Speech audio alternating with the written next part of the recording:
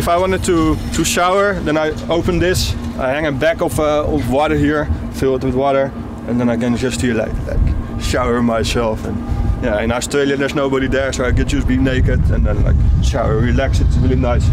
My name is Wiebe. I'm from Haarlem, from the Netherlands. I call myself a sustainable adventurer, and I was inspired by a lot of things and then decided to drive to the other side of the world without money and in an electric car to make a point about sustainable mobility. I'm pretty amazed. I made it to the roadhouse. I did 239 km on one charge. So it used to be petrol, but they converted it to an electric car. So they basically took out the engine and the fuel tank and replaced it with a battery and an electric motor. I went from Holland to Italy, and then from Italy to the top of Scandinavia.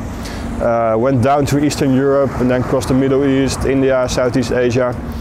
Eventually reached Australia after about a bit over 2 years. So I had a website called plugmeinproject.com, and there was a map. People could select a location and they can say, hey, you're welcome to sleep on my couch, or I can share a meal with you, or you can charge my car at my home.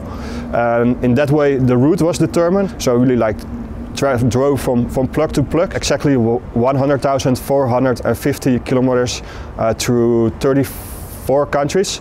Before I went into Iran, I was a bit nervous because I had only one guy in the whole country who invited me to stay at this place. So I thought, like, how am I going to make that? But in Tehran, I was lucky to came in touch with some car bloggers. So they made an interview with me and they posted about my trip on their Instagram. And Instagram is the only channel which is not behind a filter in Iran. Within one day, I had over 100 people from all around the country who offered me to stay at their place.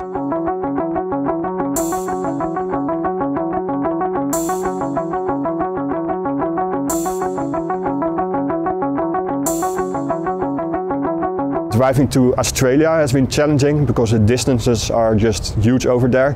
I can drive 200 kilometers with my car, or at one time I even had to drive about 250 kilometers from one point to another, and between there was just nothing.